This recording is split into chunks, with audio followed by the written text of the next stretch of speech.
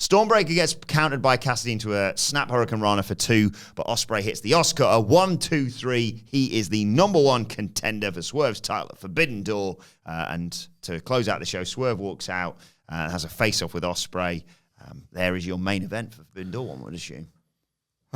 Couldn't have loved this more on every single level, right? What if you're right and they're wrong? Think about that. What if you're right and they're wrong? What if this widely held opinion just happens to be kind of incorrect and you're the only person who knows? I've said for the last several years that the WWE Royal Rumble match is inherently flawed. It needs to be modernized, and it hasn't been. And I think the fact that the match has kind of aged in terms of the way it's approached action-wise in WWE, kind of obscured over the years by how poorly it was booked and who was selected to win it. And I've just said, you know what? I don't think the Royal Rumble's that good anymore, guys. And I was a heretic for holding that opinion. This match, validation, vindication, to get the actual meme right. Vindication. This, I'm not suggesting that they change it to pinfall rules. Yeah. I'm not suggesting, quite frankly, that the way WWE operates, its agent and its production would want, nay, be able to achieve this. There has to be something more like this in the Royal Rumble for me. Random intervals. I'd take that straight away. I'd rather just the pace and the incredible blistering action. You know when it's like, and the fact that it's young, like it's athletic, more dynamic wrestlers in the match. It should look a bit more like this for me. It's the thing as well, and I know it's not a hard and fast rule of like 90 seconds or whatever. It's always a bit played with. Those are the adverts inform this as well. Yeah, but like this, they said at the beginning, it's just going to be random intervals. So if you've done all the spots and you know, right, the next spot involves Hechicero or whoever, well, here's music then. Not, actually, it's only been this amount of time, so I have to, guys, just kill a bit and just kill all this, like you say, this heat that's built, or just excitement or whatever. Yeah. This was, I think, behind Takeshita Derby, my second favorite TV match of the year. Wow. It was so unbelievably great. The amount of and that's the thing, the multi-man, it's like, it's an easy book and crutch, and you don't necessarily want to see it as a big-time pay-per-view main event. TV wrestling, an absolutely perfect formula. The amount of 2.99s was, like, quite frankly, unbelievable. The amount of Will Ospreay dream matches within a match that he established here, I cannot believe how good this guy is.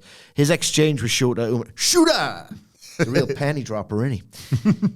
Shota Umino is always this guy who's on the cusp of, like, can you be great? And then if you become great, could you one day become one of the best in the world? I find him so fitful. The evidence is just like for and against almost every other match. Goes in there with Will Ospreay.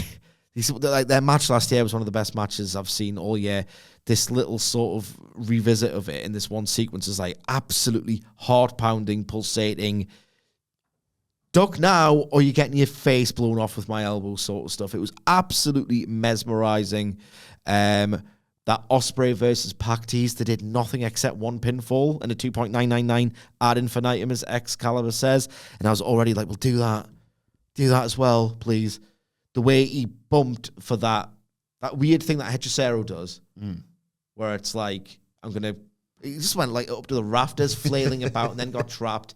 His bump full of mystic. Everything Will Ospreay did in this match was absolutely unbelievably precise and never looked like too choreographed, because that's the, quite frankly, genius of what he does. Beyond Will Ospreay's unbelievable individual performance, the fact that he was told to go in there, you have this unbelievable individual performance because we're going to do the book and shock of all shocks. I couldn't believe what they did here. I was trying to work it out. That's the thing. Yeah, in the middle of the match. It made it so incredibly dramatic and unpredictable, because you're thinking, well, Ospreay's in it, but surely not now. Did he win the last one? Yeah. So he won the last one. He's won 2 in 2 months. Yeah. Which is fine, because he's shown himself to be the best. Yeah.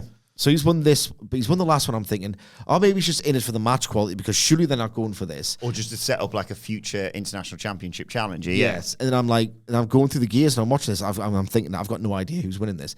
Can't be Ospreay now. It can't be Claudio, as awesome as he was. Yeah. Pac selling of the swing. What an absolute animal as well. Like, everything was just amazing, relentlessly. Leo Rush was incredible. I'm thinking, well, it's not going to be Claudio. Probably not Orange. I thought it was going to be Orange Cassidy. Hechicero's lost to Danielson, and I'm thinking, right, it's not going to be a core AEW guy. Maybe Ospreay, but I don't know. Hechicero, no. I'm thinking maybe Mystico because they've protected him. He's one of the few CMLL guys who's come in and won because he's such a huge star there, and he's such a draw, as we saw with that match he had against Rocky Romero. He can shift hundreds, if not like thousands of tickets for an AEW show. Maybe him. And I'm thinking, all right, shoot her then, because he's the one proper like New Japan guy, and it's a New Japan versus AEW match the way I've configured it in my head. Just a series of red herrings, unbelievable, incredible, state-of-the-art action, 2.99s, a false finish spree. I couldn't have loved this more. And I love this because Tony Khan had the boldness to ask the bravest question. What if someone did the Royal Rumble but made it good? I couldn't work out in this if, man, like AEW really have something with this format, or if Will Ospreay's just... Do AEW just have Will Ospreay plus a ton of other talents that are only just on the level below? Or, sorry, one more thing. Amidst all the criticism, right, and a lot of it's earned, and I'm kind of at the forefront of it, amidst all the criticism, does Tony Khan still know how to get... I can make this wrestler look incredible by building an idea around that wrestler and how they can get over. Yeah, I think there's like, but what I was going to say was, I think it's a little bit of both. What a vehicle for Ospreay this was. I really think it is a bit of both. Like, he's won 2 of them. It obviously suits his style, but it helps all of the others that come into the match as well. Like, it's like Sidgwick's articulated there, when you're kind of going through it, it like improves your viewing experience because you're reminded suddenly of the stakes. You're cycling through permutations while getting excited watching wrestling. It's the perfect viewing experience in that respect, because I always bang on about how I care more about anticipation a lot of time than the matches because it lasts longer and it's a feeling that you get to sit with. This was a bit of both. This is like you're sitting with all these feelings while actually watching the wrestling itself. So they really have something here. I've already sort of speculated on how you book. I love the idea of like the intervals just happening. So like somebody else is coming out. One of these days they're going to have like a character that's feeling wronged, like a Drew McIntyre, and he's going to be stood at the top of the tunnel, but then somebody gets the pin in the ring. And it's going, there's like, they're opening the door to so many new creative things with this gimmick, which for years was like whenever AEW would do a Battle Royal, the 2 things would be, like, I remember you would say, so just call it a Royal Rumble. Yeah. It is what it just is. do it and or call like it that. Or the suits would complicate it or whatever. Not the Titans. 4 suits. pops. Yeah. Ruining the pop. Yeah. Like this thing they couldn't steal and they were trying to create. We fixed it literally when it first happened. Just to do a roulette wheel. It's not that difficult. Yeah. Also, the casino thing, just do a roulette just do a wheel. rumble, but to avoid accusations of plagiarism, just do pins. Yeah. Because pinfall saves are amazing and near falls are amazing. And I really think roster dependent, they've cracked it here. Swerve and Will Ospreay is amazing. Like, that is an amazing choice to make now. The Forbidden Door is not a battle between AEW, New Japan and CMLL. It's, this match now? Yes. That's forbidden. Like, that's like, it honestly feels like a transgression that we're getting this match when we are. And what a perfect booking it is for right now. Like, instantly, the accusations of Swerve Strickland being a paper champion or a transitional champion holding it for Ospreay will be dropped because he's either going to win or lose. So if he loses the title, then the biggest thing Swerve can do is try and win the Owen and get a tournament shot to get back to Ospreay at Wembley. So you get the match that we all talked about, but nobody would have seen it coming that they flip the belt for it. Or Ospreay wins, and the best wrestler in the world is the world champion where the best wrestle, and they're just doing it. It once again with Ospreay, and Tony Khan keeps doing this, and I love this, keeps answering that constant criticism of, you never got to the matches.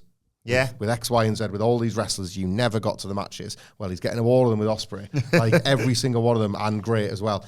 And it just felt like more like the only time I'd felt this recently with AEW was probably MJF coming back. It just felt, why can't it be now? Why? Like I was watching MJF at Dublin, and I was like, why can't he be back in his gear already and in a match? I want MJF in a story straight away. I wish it was Forbidden Door tomorrow because I want this match. This matters. It's the perfect kind of unpredictable. And there will be a winner and there will be a loser, and the consequences will be... Ospreay losing here for the first time when he seemed pretty much indestructible will be massive for his career, because what does he do? Again, does he then try and win the Owen to get back to Wembley against the guy he just couldn't beat? It's fantastic.